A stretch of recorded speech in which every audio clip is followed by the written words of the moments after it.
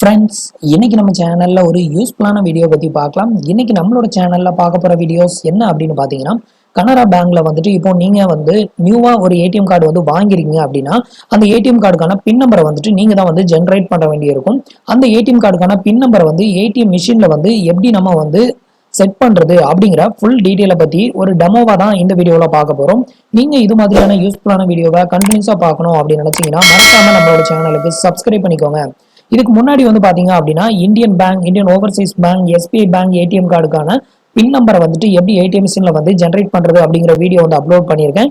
அந்த வீடியோட லிங்க்கும் கீழே இருக்கிற டிஸ்கிரிப்ஷன்ல கொடுத்துருக்கேன். உங்களுக்கு தேவை அப்படின்னா அந்த வீடியோட லிங்கை கிளிக் பண்ணி அந்த வீடியோ வந்து பாருங்க. உங்களுக்கு வந்துட்டு பின் வந்து ஜென்ரேட் பண்றதுக்கு ரொம்பவே ஈஸியா உங்களுக்கு ரொம்ப ஹெல்ப்ஃபுல்லா இருக்கும் இந்த வீடியோ. இந்த வீடியோல வந்து பாத்தீங்கன்னா கனரா பேங்க் ஏடிஎம் கார்டுக்கான பின் நம்பரை வந்து ஏடிஎம் மிஷின்ல எப்படி செட் பண்றது அப்படின்னு ஒரு டெமோவா பார்க்கலாம். இப்போ வந்து பாத்தீங்க அப்படின்னா கனரா பேங்க்ல வந்துட்டு ஏடிஎம் கார்டுக்கான பின் நம்பரை வந்துட்டு நீங்க வந்து ஜென்ரேட் பண்றதுக்கு எந்த ஒரு கனரா பேங்க் ஏடிஎம் வேணாலும் நீங்க வந்து யூஸ் பண்ணிக்கலாம். கனரா பேங்க் ஏடிஎம் மட்டும்தான் வந்து பின் வந்து ஜென்ரேட் பண்ண முடியும். அதர் பேங்க் ஏடிஎம்ல வந்து பாத்தீங்கன்னா உங்களுக்கு வந்து பின் வந்து ஜென்ரேட் பண்ண முடியாது. ஸோ நீங்க வந்துட்டு ஏதாவது ஒரு கனரா பேங்க் ஏடிஎம் வந்து சூஸ் பண்ணிக்கோங்க. இப்போ வந்து பாத்தீங்கன்னா நீங்க வந்து ஏடிஎம் சென்டருக்கு போயிட்டு இப்போ வந்துட்டு உங்களோட ஏடிஎம் கார்டை வந்துட்டு ஏடிஎம் மிஷின்ல வந்து இன்சர்ட் பண்ணிக்கோங்க. இன்செர்ட் பண்ணதுமே வந்து பாத்தீங்க அப்படின்னா உங்களுக்கு வந்துட்டு please wait, don't remove chip card அப்படின்னு உங்களுக்கு இது மாதிரி தான் வந்துட்டு மெசேஜ் வந்து டிஸ்பிளே ஆகும். ஸோ கொஞ்சம் வெயிட் பண்ணுங்க. நெக்ஸ்ட் வந்து பாத்தீங்க அப்படின்னா உங்களுக்கு இது மாதிரி தான் வந்து டிஸ்பிளே ஆகும். இந்த பேஜ்ல வந்து பாத்தீங்கன்னா உங்களுக்கு லாங்குவேஜை செலக்ட் பண்ற சொல்லும். நீங்க வந்துட்டு லாங்குவேஜ் எதுவுமே வந்து செலக்ட் பண்ணிடாதீங்க. செலக்ட் பண்ணிட்டீங்க அப்படின்னா நீங்க வந்துட்டு பின் ஜென்ரேட் பண்ண முடியாது. இதுல வந்து பாத்தீங்கன்னா கீழே பாட்டம்ல வந்து பாத்தீங்கன்னா கிரீன் பின், ஃபார்கெட் பின் அப்படின்னு ஒரு ஆப்ஷன் கொடுத்துருப்பாங்க. இந்த லாஸ்ட் பட்டனை வந்துட்டு கிளிக் பண்ணிருங்க. நெக்ஸ்ட் வந்து பாத்தீங்க அப்படின்னா உங்களுக்கு இது மாதிரி தான் ஜெனரேட் ஓடிபி, கேன்சல் அப்படின்னு ரெண்டு ஆப்ஷன் வந்து ஓப்பன் ஆகும். இதுல வந்து ஜெனரேட் ஓடிபி அப்படிங்கிற ஆப்ஷன் வந்து கிளிக் பண்ணிக்கோங்க. நெக்ஸ்ட் வந்து பாத்தீங்க அப்படின்னா உங்களுக்கு வந்துட்டு இது மாதிரி தான் வந்து பேஜ் வந்து ஓப்பன் ஆகும். இதுல வந்து பாத்தீங்கன்னா please enter your 13 digit account number அப்படின்னு வரும். இப்போ வந்து பாத்தீங்கன்னா உங்களோட அக்கௌண்ட் நம்பரை வந்து என்டர் பண்ணணும். உங்களோட பேங்க் அக்கௌண்ட் நம்பர் வந்து 13 டிஜிட்ல இருக்கும். அந்த 13 டிஜிட் நம்பரை வந்து இதுல என்டர் பண்ணிக்கோங்க. நான் இப்போ வந்து என்டர் பண்ணி காட்டுறேன். இப்போ வந்து பாத்தீங்க அப்படின்னா நான் வந்து என்னோட அக்கௌண்ட் நம்பரை வந்து என்டர் பண்ணியிருக்கிறேன் பாருங்க. இது மாதிரி நீங்க வந்துட்டு உங்களோட அக்கௌண்ட் நம்பரை வந்து என்டர் பண்ணிட்டு இதுல வந்து கரெக்ட் அப்படிங்கிற இந்த ஆப்ஷனை வந்து என்டர் பண்ணிருங்க. நீங்க வந்துட்டு இந்த அக்கௌண்ட் நம்பரை வந்து தப்பா என்டர் பண்ணிட்டீங்க அப்படின்னா இன்கரெக்ட் அப்படிங்கிற இந்த பட்டனை வந்து பிரஸ் பண்ணி மறுபடியும் வந்துட்டு இந்த அக்கௌண்ட் நம்பரை வந்து ரீஎன்டர் பண்ணிக்கோங்க. கரெக்டா என்டர் பண்ணிட்டீங்க அப்படின்னா கரெக்ட் அப்படிங்கிற இந்த பட்டனை வந்து பிரஸ் பண்ணிருங்க. நெக்ஸ்ட் வந்து பாத்தீங்க அப்படின்னா உங்களோட மொபைல் நம்பரை வந்து என்டர் பண்ண சொல்லும். Please enter your register 10 digit mobile number அப்படின்னு கேட்கும். இப்போ வந்து பாத்தீங்கன்னா உங்களோட ரெஜிஸ்டர் மொபைல் நம்பர் நீங்க வந்து பேங்க்ல வந்து எந்த மொபைல் நம்பரை வந்து கொடுத்து ரெஜிஸ்டர் பண்ணிருக்கீங்களோ அந்த மொபைல் நம்பரை வந்து என்டர் பண்ணிக்கோங்க.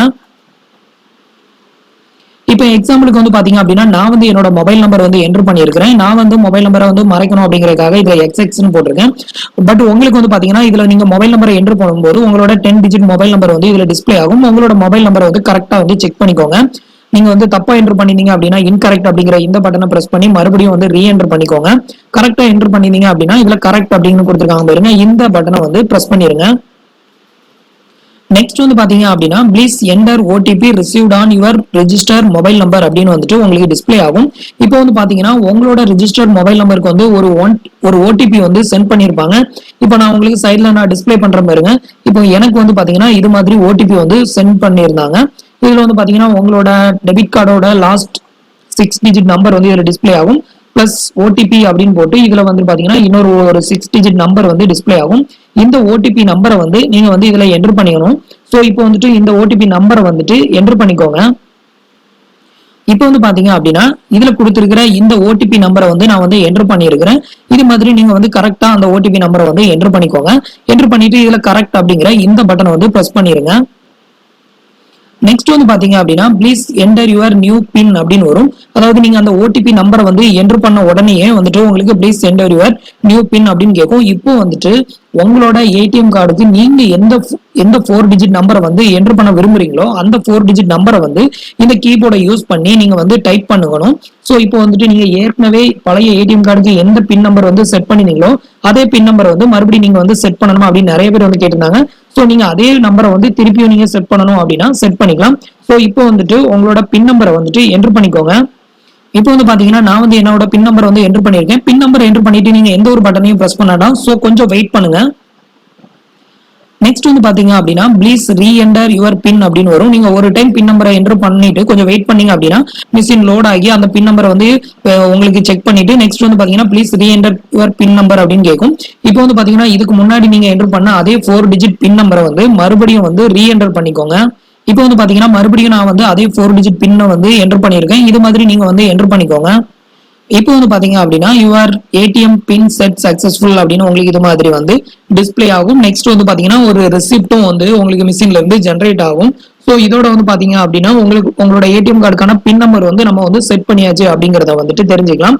இது மாதிரி உங்களுக்கு வந்துட்டு யுவர் பின் செட் சக்சஸ்ஃபுல் அப்படின்னு வந்தாதான் உங்களோட ஏடிஎம் கார்டுக்கான அந்த பின் வந்து செட் ஆயிருச்சு, நம்ம வந்துட்டு பின் நம்பர் வந்து நம்ம வந்து ஜென்ரேட் பண்ணியாச்சு அப்படின்னு அர்த்தம். ஸோ இது வந்து வரல அப்படின்னா உங்களுக்கு வந்து அந்த ஏடிஎம் கார்டுக்கான பின் நம்பர் வந்து இன்னும் செட் ஆகல அப்படின்னு தான் அர்த்தம். ஸோ இது மாதிரி வருதான்னு பார்த்துக்கோங்க. இது மாதிரி உங்களுக்கு சக்சஸ்ஃபுல் வந்து அந்த ஏடிஎம்ல ரெசிப்ட் வந்ததும் உங்களுக்கு வந்து உங்க ஏடிஎம் கார்டு வந்து ஆக்டிவேஷன் ஆயிருச்சு, உங்க ஏடிஎம் கார்டுக்கான பின் நம்பர் வந்து ஜென்ரேட் பண்ணியாச்சு அப்படின்னு அர்த்தம்.